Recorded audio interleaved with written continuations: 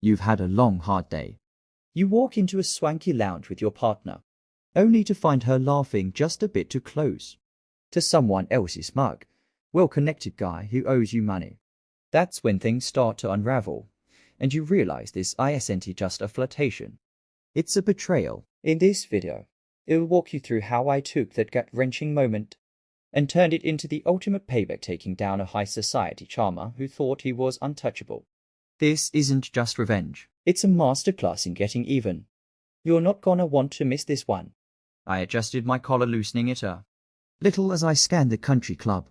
Lounge Sandra was across the room, laughing at something her friend said, a cocktail glass in one hand, her free hand, gesturing with the confidence of someone who knew she'd be heard. She looked comfortable, dressed to perfection, like she belonged here among her set of well-heeled socialites. Meanwhile, I felt like a square peg shoved into a round. Oh, here is her plus one, the one who works with his hands. She spotted me, raised her glass with a wink, then turned right back to her friend's typical I'd already worked 10 hours today and was ready to head out, but Sandra had her eye on the latest gossip, the latest name too.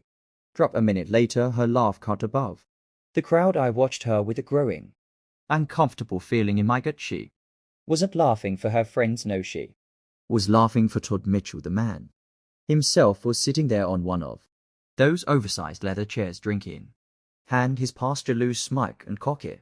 He'd paid me what, maybe half for that last project I should have been working on, collecting that check, not standing around waiting for Sandra to be ready to leave. But here was Todd letting Sandra lean close, his hand grazing her shoulder. His voice was low, his eyes half-lidded, and she looked like she was right where she wanted to be. That didn't sit well. I edged closer, close enough to catch their voices, but out of sight from Sandra's watchful friends. So how's your next big project going? She asked tone breezier. It's got all the right hands on deck. Couldn't have picked better people if I tried, Todd replied, shooting her a sideways grin. Sandra laughed loud and throaty, glancing over her shoulder as though checking to see if I was still across the room. My jaw clenched. She must have thought I was still buried in some corner, head down like a good distracted husband, and her voice dropped a notch. Honestly, if it wasn't for you, I'd have never known what a good she let her words trail off, but her smile said the rest. A thud filled my chest, and I felt my face heat up, a rush of anger boiling right to the surface. The pieces fell together fast. Late nights she'd brushed off, an odd look from a neighbor, a certain smugness in her smile. Lately she'd been trying to hide it, but not tonight. I pushed into the circle, catching her mid-laugh. Evening, folks, I said, catching Todd's eye as his laughter cut off his smile, thinning. Sandra flinched, a quick nervous look crossing her face before she put on a half-hearted smile. Jack, didn't know you were still here. Todd gave me a lazy grin.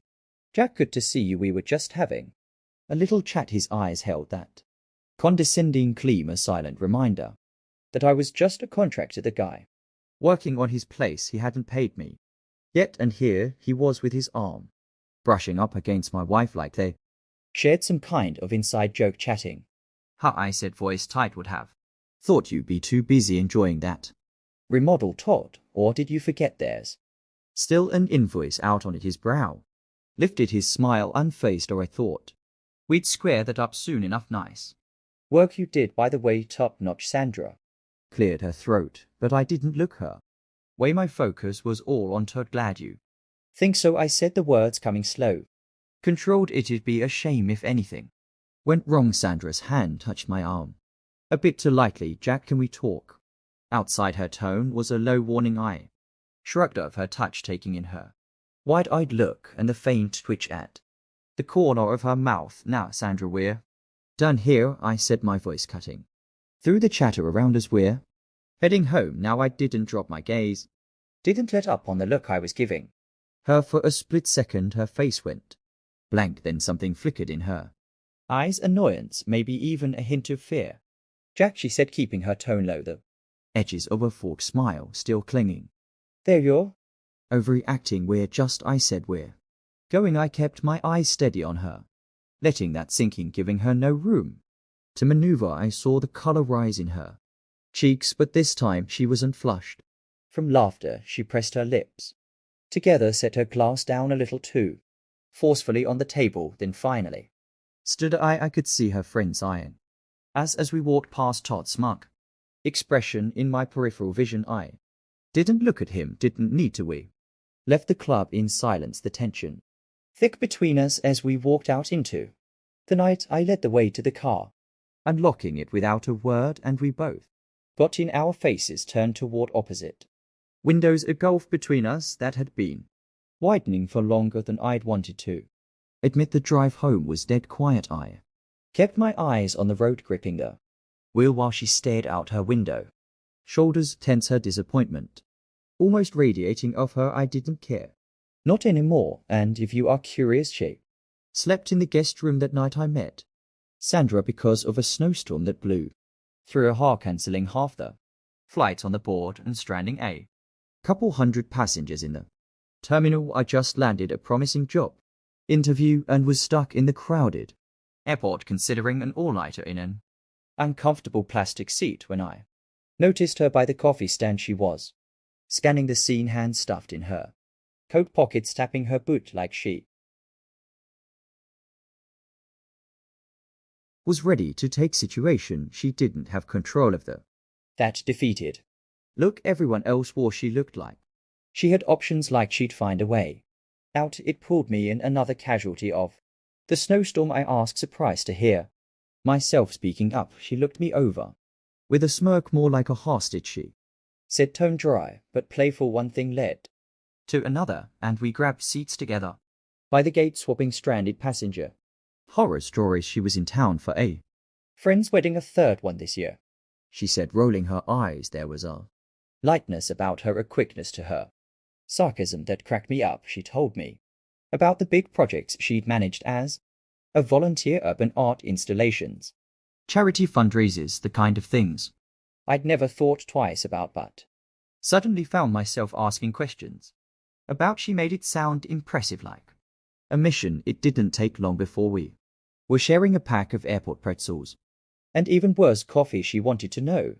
about my construction work, why I enjoyed building things. I remember telling her that satisfaction came from seeing the final product standing solid, knowing I'd had a hand in it. I liked dependable things I'd said, and she actually seemed to get it. By morning, we'd split ways, but not before I scribbled my number on a napkin in case we're both stuck in another airport. I said. She laughed and slipped it into her coat pocket. She called a few days later, and within weeks we were coming up with excuses to visit each other. By the end of the year, she'd moved to my city. The idea of us made sense back then. The rock solid contractor and the lively ambitious planner. She dragged me to events I'd never go to, and I'd make her laugh on long drives back home, bringing her back down to earth when things felt too big.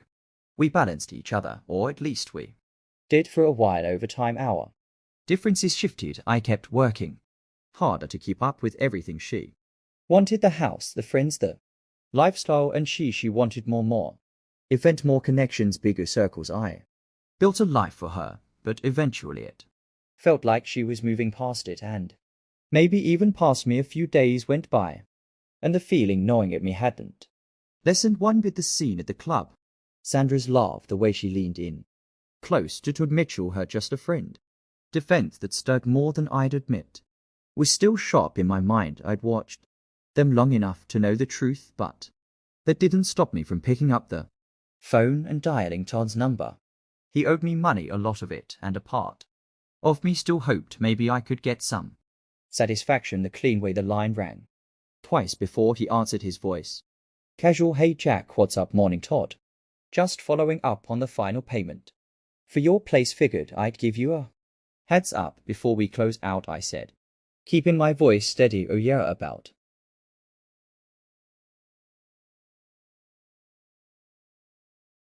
that, he replied, dragging his words, been meaning to get to it, but you know how it is. A few things came up. Give me a week or so, and I'll square you up. I knew a brush off when I heard one. A week, how I said, feeling the frustration build. Thing is Todd, my guys already finished the Work all of it, so I expect payment this.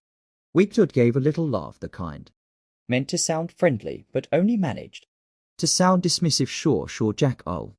Get around to it, the line went dead and So did my patience fine, I thought, gripping the phone a little tighter-eyed. Make sure Todd paid one way or another. but he'd pay in more ways than he could imagine, and if Sandra happened to be at his side while things came apart, All the better they could watch it. Together a couple of days after that call with Todd, I'd had enough I'll get. Around to it, he'd said like he was doing. me a favor, Sandra's smug look as we'd left the club was etched in my mind too. Her eyes daring me to react, but I wasn't. Taking the bait not in front of her. Anyway, I'd give Todd a bill he'd feel in. Ways he couldn't pay off, so I made a Final inspection visit I called him. First told him I needed to check everything one last time to close out. The project Todd's response was barely a grunt like he'd already forgotten about it. That was fine, it'd be easier if he didn't even notice the assistant let me in. I kept it simple and not a few words.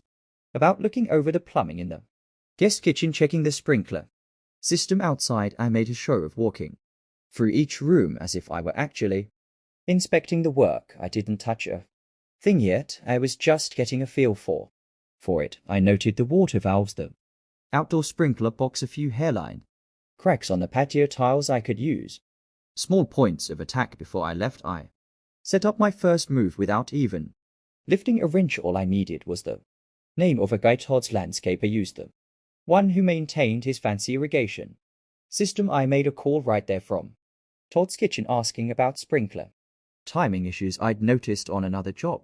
Within the hour, a replacement part would be ordered to Todd's system without a single trace leading back to me. The landscaper would install it, I knew, and the water timer would be off kilter, running at odd hours, leaving the place soaked and sloppy. That was step one. The next day, I planted a second seed, this time without even touching Todd's house. I called one of my old subcontractors, a decent guy who handled gas lines, always trying to upsell extra inspections. I told him I'd noticed a strange smell in a remodeled kitchen and wondered if he seen that before. Could be a hairline leak, he replied, his tone thoughtful. Sometimes those barely show up until they're sealed. Want me to take a look? Nah, just wondered, I replied, but hey, if you ever swing by that area, maybe mention it to the guy. The owner's a bit of a showboat. I knew this would get the message across casually enough that he wouldn't connect it to me the next time Todd's place got serviced. I knew the guy would mention it, probably recommend a full check. It had looked legit, sound serious enough to kick off some alarm bells. Todd might have to call for an emergency check right in the middle of one of his dinner parties if I was lucky. I'd learned the game enough to know that the moment things went south at Todd's place, eyes might wander back to me, so I made sure I was seen out and about with plenty of witnesses to back me up if needed. The next few days were busy with back-to-back site visits, all locked with emails and calls. I made a point to respond to every message in real time, adding in a few notes and even checking in with Sandra now and then, keeping things cordial and light in between. I hit up a few local spots where I knew I'd be remembered: coffee shops, hardware stores. I stayed visible, making casual small talk with old clients, letting anyone who cared to notice see how busy I was. I left enough of a trail that if someone came snooping later, they'd find a man occupied with work, tied up with projects that left no room for idle hours. Todd's prized wine cellar was next. I called in another favor from a guy I knew, Barry, a temperature control contractor who'd been itching for a referral to Todd's circle. I dropped Todd's name in a conversation, and Barry practically jumped at the chance when I mentioned that Todd had a minor temp issue. Barry promised he'd make it flawless for Todd's big tasting event. It was a simple adjustment, a half degree of hero slight shift in airflow there. Todd wouldn't notice a thing until a couple of those prized bottles were spoiled. Beyond saving, I didn't have to touch a single bottle, but I knew that even a half-degree difference would be enough to ruin wine worth a few thousand. Barry would swear it was perfect, and by the Time Todd figured it out, he'd be left. Blaming his own taste, finally, I set up. My last strike without even stepping. Foot near his place using a random name. And a prepaid card I ordered a batch of. Open invites to Todd's exclusive evente. Night he'd planned meticulously too. Impressed the who's who of his industry I. Rewarded the invitations to sound like. It was a free for all barge open bar and live music guests welcome, and made sure they'd land in just the right places. A couple of university bulletin boards. Coffee shop counters. This wasn't just a jab at his reputation, it was a way to bring Sandra right into the chaos she'd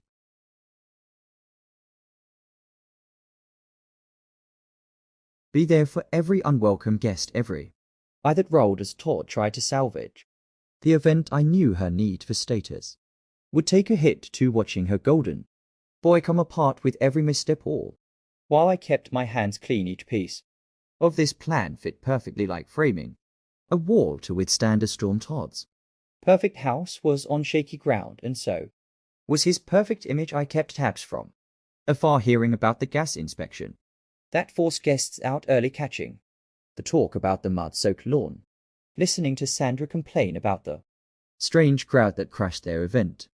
By the end of it all, my Ali held strong. No one could link a thing to me. I hadn't left a fingerprint, a footprint, or even a casual UAL remark that could come back. I'd left Todd and Sandra alone in the mess, making them watch as their carefully curated lives began to crumble. Each accident timed so they could never quite settle down. Each night I went home with a kind of satisfaction I hadn't felt in years. This was only the beginning. You might be wondering why my wife spent so much time with Todd at his events by his side. Believe me, it wasn't like I hadn't asked her to cut back. I brought it up more than once, thinking maybe we could save what was left of our marriage if she'd just step away from him. But even then, I think we both knew it was already too late, that the end was coming one way or another. We'd been coasting for a long time, just running out the clock, and she knew it as much as I did. Sandra had grown restless years back, leaning on me for financial security wasn't enough anymore. She craved independence, a piece of life with a little more shine and status. My steady contracting business paid the bills, but it didn't offer her the lifestyle she thought she deserved. Then along came Todd. They met at one of her social events, a fundraiser if I remember right, and something clicked. Todd was impressed by Sandra's ambition, her drive. Where I saw a woman getting tangled up in the wrong crowd, he saw potential, and so he gave her an opportunity, a chance to work alongside him, managing high-end events for his clients. She'd use her organization skills and charm to throw exclusive parties, charity events, high-profile gatherings, anything that would showcase Todd's properties and keep him in the good graces of his rich clients. At first her involvement was small, just a few events here and there, the occasional luncheon or networking dinner, but as the months went by, Sandra's role grew. She became more than just an event planner. She was his right hand, handling everything from investor relations to managing Todd's entire social image. Officially, she became a partner in his business, complete with a title, a new office, and all the status she'd been craving. She was finally getting the life she convinced herself she deserved, a life far removed from what I could ever offer her. Reasons for sticking by him weren't just about romance. Sure, Todd had charm and he wore his power like a custom-tailored suit,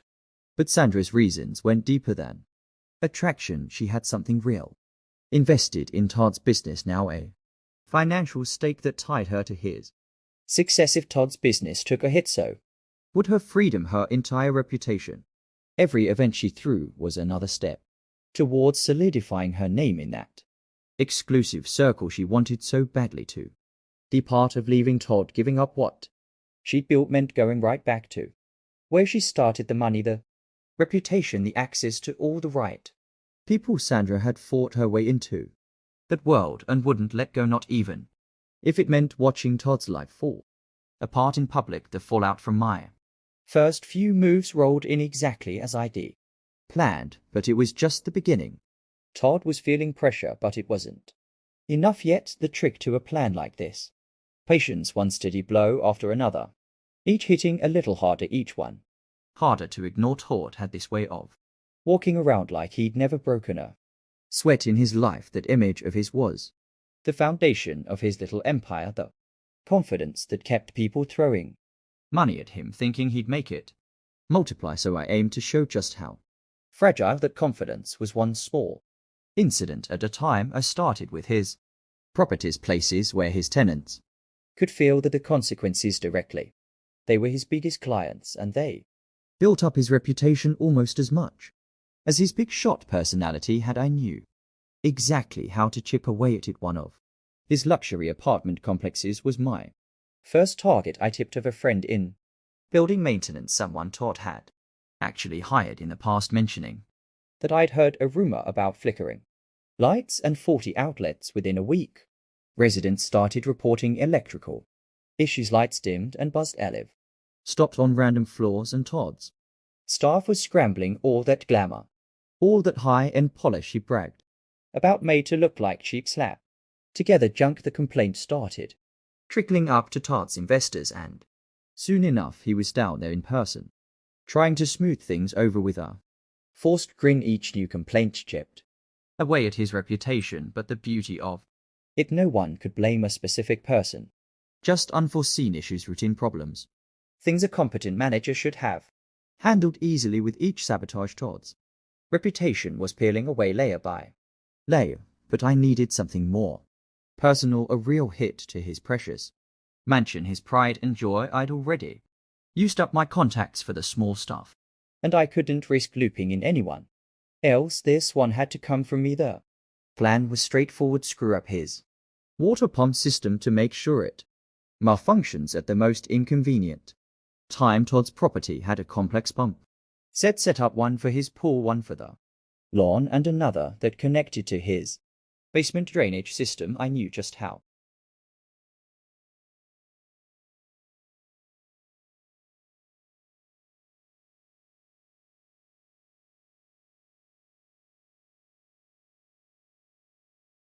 to tweak it to cause chaos in every part of his house. So I went in after dark, choosing a night when I knew Todd would be out at some industry gala. The timing was perfect, and I'd parked a good block away to avoid being seen anywhere near his place. I slipped around the back gate, careful of the motion sensor by the door, and headed straight for the pump room in his basement. It was dark, the basement only lit by a weak emergency light. I crouched by the main water pump, making a few adjustments to the pressure valve. Nothing drastic, just enough to build over time. In a week or so the whole thing would burst, sending a flood into the basement that had taken Todd days to clean up. By then I'd be nowhere near the place. Just as I finished tightening the last screw, I heard it, the unmistakable rumble of a car pulling up outside. I froze, every instinct screaming at me to leave, but I still had my wrench in hand.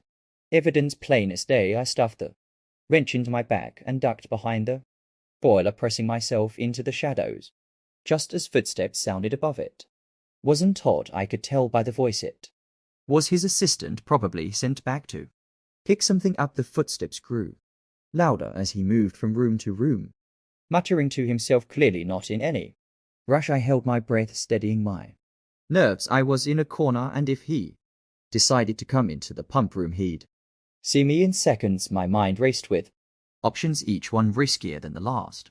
Just then I heard the footsteps pause, and then a door closed somewhere upstairs. The assistant's voice faded as he left, the front door clicking shut behind him. I let out a slow breath, waited another minute just to be sure, then made my way back up and out, careful not to leave a single trace. As soon as I hit the street, I ducked into a side alley, my heart pounding, my pulse roaring in my ears. By the time I was back in my car, I'd almost laughed at the absurdity of it. Here I was, a guy who'd never been laid on a job or left a detail unchecked, risking everything to sabotage a water pump like I was in some thriller movie, but it was worth it.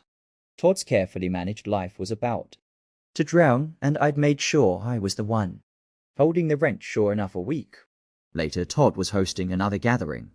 And that wall picked just the right moment to burst his guests had barely settled in when the sound of rushing Water had them jumping up from there. cocktails people scrambled trying not to get their designer shoes soaked, and Sandra, she'd been in the middle of a conversation with some high-end client. Of Todd's trying to network her way up as Usual, I pictured her tight-lipped and humiliated while her carefully constructed world got a little more waterlogged. I felt a growing sense of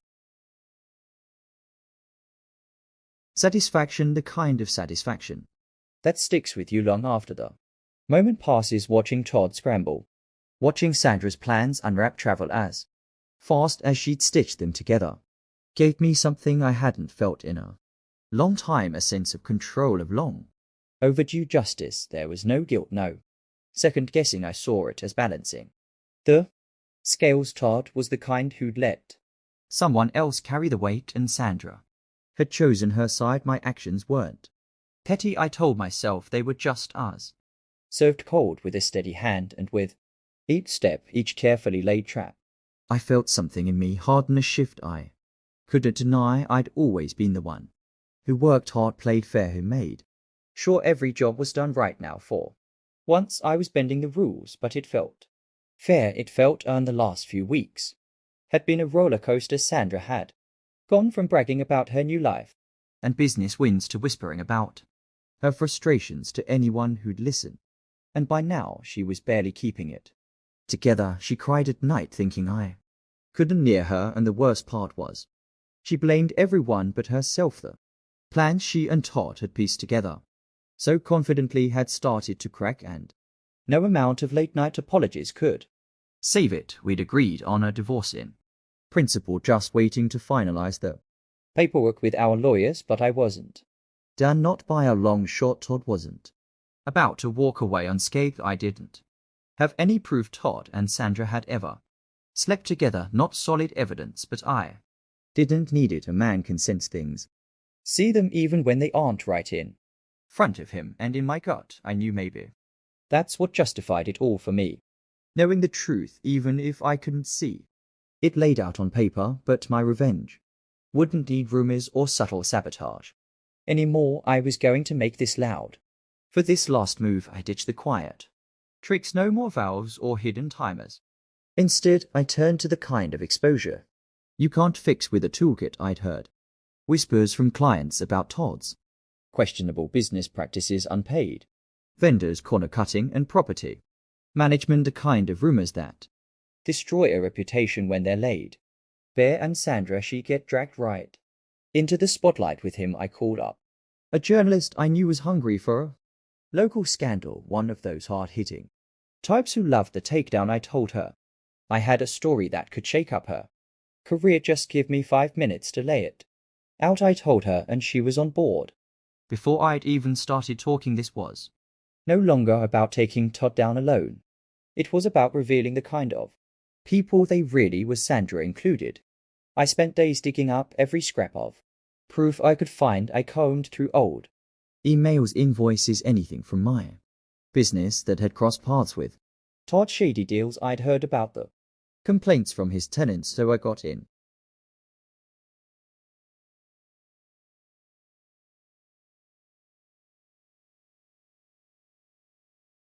touch with a few of them, quietly asking if they'd ever had issues. Some of them spilled details without a second thought, eager to tell me about the poor maintenance, broken promises, and unpaid dues Todd had been sweeping under the rug. A couple of them were even willing to go on record. I made copies of everything, photos of his shoddy properties, letters from unpaid subcontractors, a list of public complaints from his tenants. Each one was like a nail in Todd's coffin, a piece of evidence that painted a picture of a man who'd run his business like a personal cash cow, and with Sandra attached to his side as a partner, she'd go down with him.